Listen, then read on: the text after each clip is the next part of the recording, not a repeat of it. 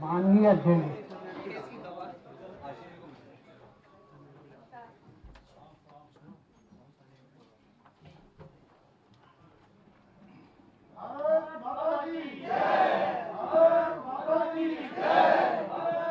माननीय अध्यक्षा जी, माननीय अध्यक्षा जी, अध्यक्षा जी, बाबा साहब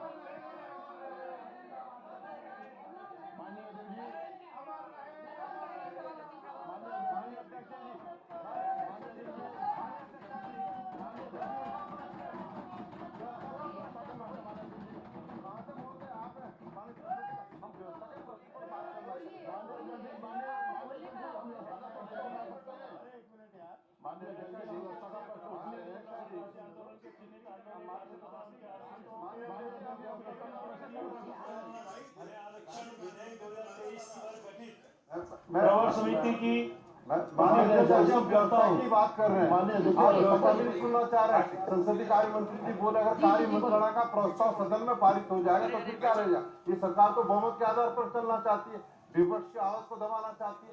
माननीय अध्यक्षा जी, मैं कहना चाहूंगा, मैं नहीं ठीक है, अगर बहुमत के आधार पर चलती है तो क्या लोकतंत्र के अंदर आप विपक्ष की आवाज को दबाने का काम करेंगे? तो व्यवस्था का प्रश्न होता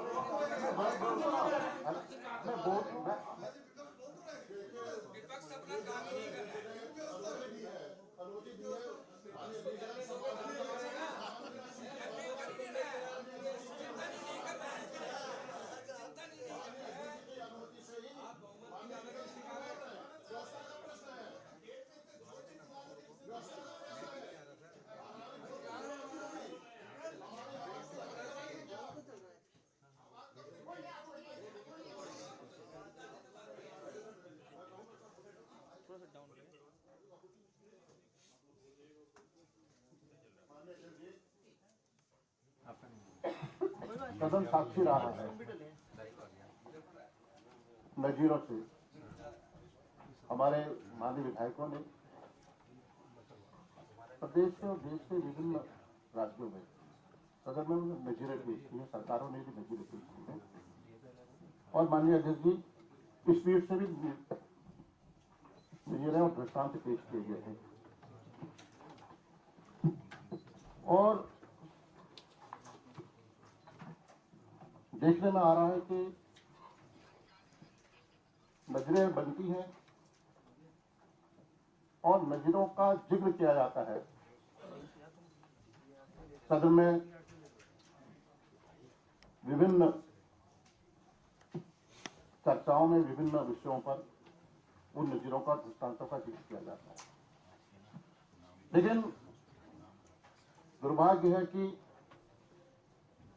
आज सदन संख्या बल को, हम जानते हैं संख्या बल के आधार पर इस विधेयक को पारित नहीं किया जाएगा। लेकिन मैं आपसे निवेदन करना चाहता हूं माननीय अध्यक्ष की यूसीसी जो विशेषज्ञ समिति की जो रिपोर्ट है उस पर पटल पर रहने का कहीं जिक्र नहीं किया गया है। उस मसौदे का कहीं पर भी उल्लेख इस एजेंडे में नहीं है और जिससे कि हमारे माननीय विधायक गुण दोष के आधार पर उसमें भाग लेते, चर्चा करते।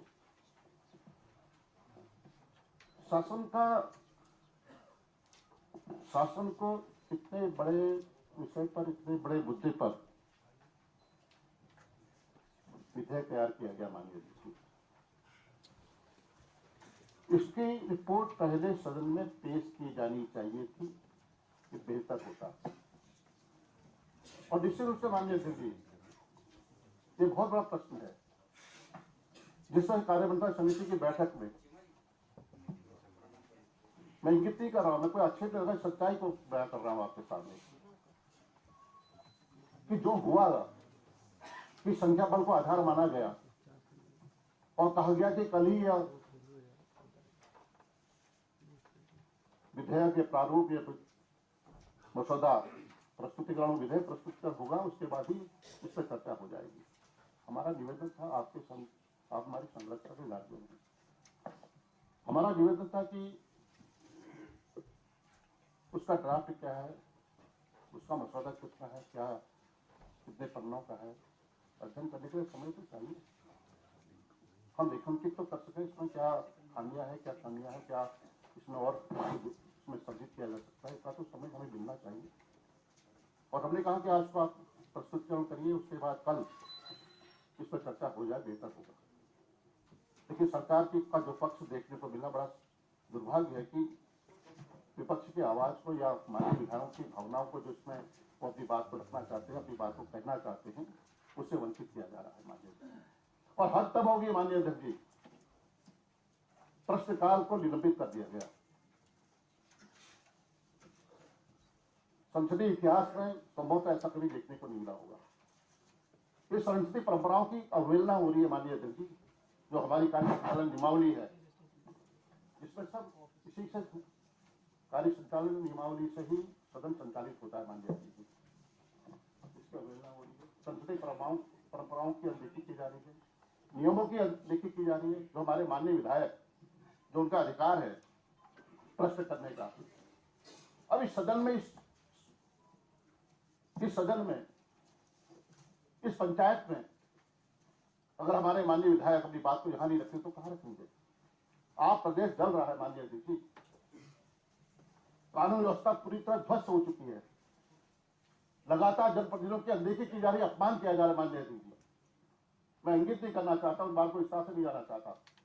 आप भ्रष्टाचार का बोलबाला हो चुका माननीय, कानून व्यवस्था पूरी तरह ध्वस्त हो चुकी है, आपदा से पूरा प्रदेश प्रभावित है, पूरा पहाड़ प्रभावित है। पूरी तरह के हमारे जो मैदानी जनपद हैं, आज तो उनका पर्याप्त मुआवजा नहीं मिल पाया है। सरकार यहाँ से घोषणा करती है, इसी सदन से, इसी पीठ से घोषणा होती है कि हम राहत देके मदद करेंगे, लेकिन कार्रवाई नहीं होती। दोषी मत ताजा उदाहरण ताजा उदाहरण है। और माननीय अध्यक्ष जी, रुद्रप्रयाग से लेकर सीमांत जनपद जितने भी हैं, वहाँ पर इस तरह का हाहाकार मचा हुआ है। आज तक सरकार ने इस दिशा में कोई पहल नहीं की। माननीय मुद्दे हैं, अंकिता भंडारी हत्याकांड है, क्या आज तक उसको न्याय नहीं मिल पाया माननीय अध्यक्ष जी। दलितों के साथ अत्याचार हो रहा है, जुल्म हो रहे हैं, उनके साथ बलात्कार हो रहा है, किसानों के साथ जाति हो रही है माननीय अध्यक्ष जी। भ्रष्टाचार और उद्यान विभाग में इतना बड़ा घोटाला हुआ है और सरकार, हाईकोर्ट, माननीय उच्च न्यायालय निर्देश देता है कि इसकी सीबीआई जांच होनी चाहिए। ये बहुत बड़ा घोटाला है और सरकार सुप्रीम कोर्ट जाती है, सरकार सुप्रीम कोर्ट जाती है, माननीय उच्चतम न्यायालय जाती है और सरकार को कहा जाता है कि आखिर आपको सीबीआई जांच से परहेज क्यों है। तो माननीय हमारा कहना है कि चर्चा में भाग लेने के लिए पर्याप्त समय मिलना चाहिए, जिससे कि इसके गुण दोष क्या है, इसमें खामियां क्या है, कमियां क्या है, ये सब चर्चा में तब भाग ले सकें। माननीय अध्यक्ष, मैं कोई भाषण नहीं दूंगा, मैं तो ये भाषण दिया, वही तो हम कह रहे हैं, भाषण का विषय नहीं है, यही मैं कह रहा हूँ, यही कह रहा हूँ कि भाषण का विषय नहीं है। अब आप मैं भाषण नहीं दे रहा हूँ माननीय, मैं भाषण नहीं दे रहा हूँ, कह दिया, लेकिन क्या आपके सवाल नहीं है, क्या प्रश्नकाल नहीं होना चाहिए था माननीय अध्यक्ष जी? क्या प्रश्नकाल नहीं होना चाहिए था?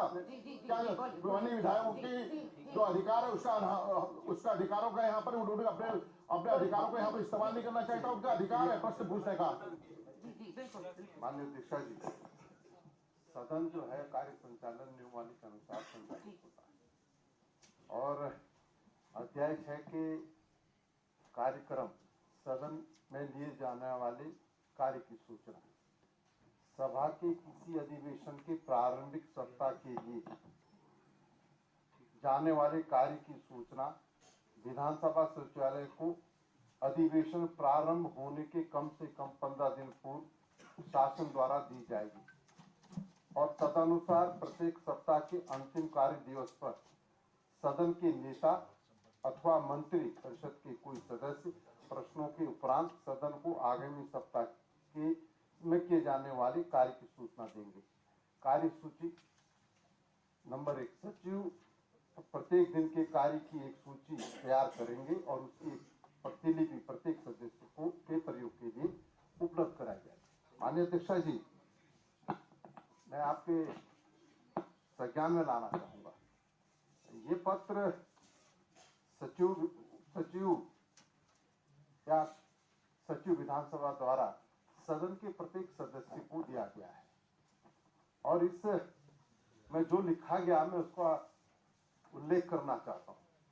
इस सचिवालय की अधिसूचना संख्या 173 विधानसभा /03 संसदीय 2022 दिनांक 8 सितंबर 2023 के क्रम में स्वरूप साधारण की सूचनार्थ एवं सूचित किया जाता है कि उत्तराखंड विधानसभा की प्रक्रिया तथा कार्य संचालन नियमावली 2005 के नियम 18 के अंतर्गत नेता सदन के परामर्श से माननीय अध्यक्ष ने आदेश दिया है कि उत्तराखंड विधानसभा का वर्ष 2023 का द्वितीय सत्र जो दिनांक 8 सितंबर 2023 के उपनिवेश की समाप्ति पर अनिश्चित काल के लिए स्थगित हो गया था कि आगामी उपवेशन सोमवार दिनांक 5 जनवरी 2024 को अपराह्न 11 बजे से सभा मंडल विधानसभा भवन देहरादून में प्रारंभ किया जाएगा।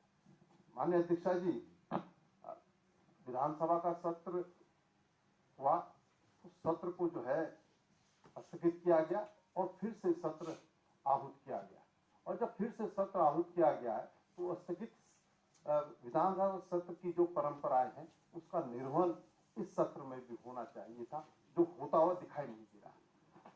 माननीय अध्यक्षा जी, उसके बाद एक पत्र सचिव विधानसभा के माध्यम से विधानसभा के प्रत्येक सदस्य को मिलता है और उस पत्र में का भी मैं उल्लेख करना चाहता हूं। सेवा में मान्य सदस्यगण विधानसभा उत्तराखंड महोदय महोदया, मुझे आपसे यह निवेदन करने का निर्देश हुआ है कि उत्तराखंड की पंचम विधानसभा के वर्ष 2023 के द्वितीय सत्र के दौरान विधानसभा में अवलंबनीय लोक मत की सूचनाओं के माध्यम से उठाए जाने वाले विषय जैसे नियम 53, 58, 299 एवं नियम 300 प्रत्येक उपवेशन के प्रातः 8:30 से 9:30 बजे दिनांक 6 फरवरी 2024 से देहरादून स्थित विधानसभा भवन में लिए जाएंगे। ये माननीय अध्यक्षा जी आपके निर्देश हैं। अतः आपसे अनुरोध है कि कृपया उक्त सूचनाएं यदि कोई हो तो यथासंभव उपलब्ध कराने का कष्ट करें। माननीय अध्यक्षा जी, स्थगित सत्र को आपने पुनः प्रारंभ किया। पुनः प्रारंभ करने के बाद आपने समस्त विधायक साथियों को पत्र लिखा, कहा कि अगर कार्य स्थगन को सूचना है तो आज 6 फरवरी को जो है सुबह 8:30 से 9:30 बजे तक जो है क्या नाम विधानसभा सचिवालय में देने का काम करें। माननीय अध्यक्ष जी, जब सूचनाएं देने की बात आपने कही तो सत्र जो है विद्युत होना चाहिए और विद्युत सत्र इसलिए होना चाहिए कि इसमें प्रश्नकाल भी होना चाहिए, इसमें कार्य स्थगन पर चर्चा भी होनी चाहिए, यूसीसी का ड्राफ्ट भी सदन के पटल पर आना चाहिए। ऐसा क्या है कि सरकार इन तमाम चीजों से बचना चाहती है। और फिर मैं कहना चाहता हूँ एक पत्र फिर और पत्र सबके पास पहुंचे, सबने पढ़े तो मतलब आप इससे विपरीत चलेंगे। आप व्यवस्था का प्रश्न उठाइए। तो वही तो मैं प्रश्न तो कह रहा हूँ मैं प्रश्न तो कह रहा हूँ कि आप कहते हैं कि 5 फरवरी, 6 फरवरी, 7 फरवरी और 8 फरवरी को विधानसभा का सत्र होगा और उसमें विधायी कार्य होंगे। तो विधायी कार्य में क्या प्रश्न प्रहर नहीं आता? क्या विधायी कार्य में कार्य स्थगन के प्रस्ताव नहीं आते? तो माननीय अध्यक्ष जी, मैं आपसे आग्रह करना चाहता हूं, मैं आपसे निवेदन करना चाहता हूं कि हम यूसीसी का जो ड्राफ्ट आज आप ले करने जा रहे हैं, हम उसको पढ़ करके इस सदन के अंदर अपनी बात कहने का काम। आज का जो एजेंडा है उससे तो ऐसा प्रतीत होता है कि सरकार आज ही इसको जो है सदन में लाना चाहती है और आज ही पारित कराना चाहती है। आखिर इस ड्राफ्ट को बिना पढ़े हम अपनी बात कैसे कह सकें? इसलिए आपका संरक्षण चाहिए माननीय अध्यक्ष। मैंने आपको बहुत शांतिपूर्वक सुना है, इसलिए आप भी मुझे सुनिए। मैं जो बोल रही हूँ आप पूरा सुनिए। मैं एक तो सदनों को नियम और स्थापित परंपराओं के अनुरूप ही चलाने का प्रयास रहता है और मैं चलाने की कोशिश पूरी तरह से करती हूँ और हमें चलाना भी चाहिए। आपने नेता प्रतिपक्ष जी ने पूछा था कि हमको समय दीजिएगा। बिल्कुल, आपको पूरा पटल पे रखने के बाद आपको समय दिया जाएगा और आप उसका अध्ययन करें और उस पर अपना विचार रखें। और जहाँ तक आदरणीय प्रीतम सिंह जी का पॉइंट ऑफ ऑर्डर था, कार्य संचालन नियमावली के नियम 4 के अनुसार विधानसभा का सत्र आहूत होने की सूचना विधानसभा सचिवालय द्वारा सभी माननीय सदस्यों को पत्र तथा अन्य संचार माध्यमों से सभी माननीय सदस्यों को भेजी जाती है। 8 सितंबर 2023 को जब सदन अनिश्चित काल के लिए स्थगित हुआ तो कार्य संचालन नियमावली के नियम 18 के द्वारा पुनः सम्मिलित होने की सूचना सभी माननीय सदस्यों को दी गई। स्थापित परंपरा के अनुसार सभी माननीय सदस्यों की सुविधा हेतु यह भी अवगत कराया गया कि दिनांक 6 फरवरी 2024 को प्रातः 8:30 बजे से सूचनाएं ली जाएंगी। इस परंपरा के अनुसार यह पत्र सचिव विधानसभा की ओर से सभी माननीय सदस्यों को प्रेषित किया गया। आप एक वरिष्ठ सदस्य हैं, आप सभी परंपराओं और नियमों से विज्ञ हैं। विधानसभा को शासन से जो अनंतम कार्यक्रम प्राप्त होता है वह कार्य मंत्रणा समिति की बैठक में विचार हेतु रखा जाता है। फिर सदन का कार्यक्रम कार्य मंत्रणा समिति की बैठक में चर्चा के बाद निर्धारित होता है। विधानसभा को जो भी अनंतम कार्यक्रम प्राप्त हुआ था उसे दिनांक 4 फरवरी 2024 को कार्य मंत्रणा समिति की बैठक में विचार हेतु रखा गया। उस बैठक में यह प्रस्ताव भी आया था कि 5 फरवरी के उपवेशन में निधन के निर्देश के बाद सदन के पटल पर रखे जाने वाले विषयों को भी लिया जाए, लेकिन आपकी ओर से यह कहा गया कि यह परंपरा है कि जिस दिन सिटिंग विधायक के निधन के निर्देश सदन में आते हैं उस दिन कोई विधायी कार्य नहीं होता है। आपकी बात को मानकर 5 फरवरी को सिर्फ निधन के निर्देश की मद रखी गई। इसके बाद 5 फरवरी 2024 को कार्य मंत्रणा समिति की बैठक में यह प्रस्ताव आया कि 6 तथा 7 फरवरी के उपवेशन में प्रश्न तथा सूचनाएं नहीं ली जाएंगी। उस बैठक में आप भी उपस्थित थे, लेकिन चर्चा के दौरान बिना किसी निष्कर्ष के आप समिति की बैठक से उठकर चले गए। बैठक में उपस्थित अन्य माननीय सदस्यों की सहमति से 6 और 7 फरवरी 2024 का कार्यक्रम तय किया गया, जिसकी सूचना अभी मेरे द्वारा सदन को दी गई है और दी जाएगी और माननीय संसदीय कार्य मंत्री जी द्वारा उसको हम पारित करेंगे। मत संख्या 2, कार्य मंत्रणा समिति की सिफारिशें। कार्य मंत्रणा समिति ने अपनी दिनांक 5 फरवरी 2024 की बैठक में दिनांक 6 फरवरी 2024 एवं दिनांक 7 फरवरी 2024 के उपवेशनों का कार्यक्रम निम्नलिखित रूप में रखे जाने की सिफारिश की है। 6 फरवरी मंगलवार उत्तराखंड राज्य आंदोलन के चिन्हित आंदोलनकारियों तथा उनके आश्रितों को राजकीय सेवा में आरक्षण विधेयक 2023 पर गठित प्रवर समिति के प्रतिवेदन का प्रस्तुतिकरण। 2, समान नागरिक संहिता उत्तराखंड 2024 विधेयक का पुरस्थापन, विचार एवं पारण। माननीय अध्यक्ष जी, इसमें कोई लिपि की त्रुटि हुई है, क्योंकि समान नागरिक संहिता उत्तराखंड 2024 विधेयक का पुरस्थापन, विचार एवं पारण शब्द थोड़ा सा लिपि की त्रुटि में मैं महसूस कर रहा हूँ। तो कल ये तय हुआ था कि हम इसमें विचार करें, पारण हम बाद में करें, इसमें संशोधन यदि आप अनुमति दें। ठीक है, उसे संशोधित करें, इस पर विचार करेंगे। 7 फरवरी बुधवार उत्तराखंड राज्य आंदोलन के चिन्हित आंदोलनकारियों या उनके आश्रितों को राजकीय सेवा में आरक्षण विधेयक 2023 प्रवर समिति द्वारा यथा संशोधित पर विचार एवं पारण। प्रश्न ये है कि माननीय नहीं प्रश्न आप माननीय अध्यक्ष जी, आपकी अनुज्ञा से मैं प्रस्ताव करता हूँ कार्य मंत्रणा समिति की सिफारिश, जिसकी सूचना आप द्वारा इस सदन को दे दी गई है, जो संशोधन मैंने दिया है उससे यह सदन सहमत है। जो माननीय सदस्य इसके पक्ष में कृपया हाँ कहिए। जो माननीय सदस्य इसके विरोध में कृपया नहीं कहिए। हाँ की संख्या अधिक है, अतः प्रस्ताव स्वीकृत हुआ। मत संख्या 3, माननीय मुख्यमंत्री जी।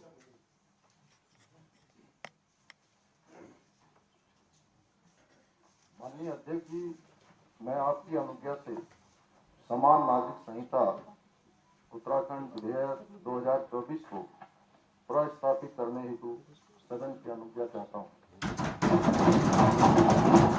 प्रश्न यह है कि समान नागरिक संहिता उत्तराखंड 2024 विधेयक को पुरस्कृत करने हेतु सदन की अनुज्ञा दी जाए। जो माननीय सदस्य इसके पक्ष में हो कृपया हाथ हैं। जो माननीय सदस्य इसके विरोध में हो कृपया नहीं कहें। हाथ की संख्या अधिक है, अतः अनुज्ञा दी गई।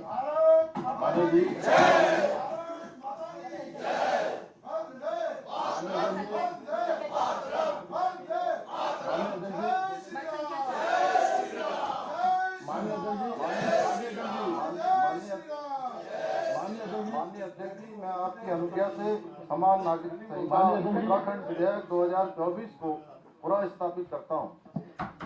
प्रतिज्ञा विस्तृत की जाए, प्रतिज्ञा दे दी जाए।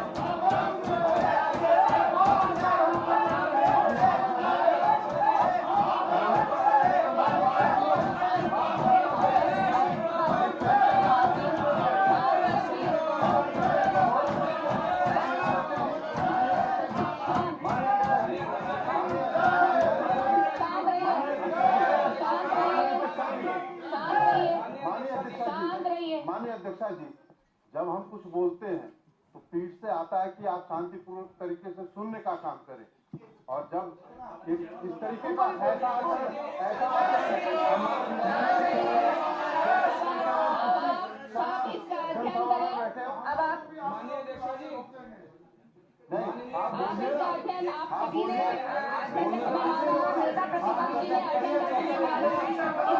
हम 2 बजे तक के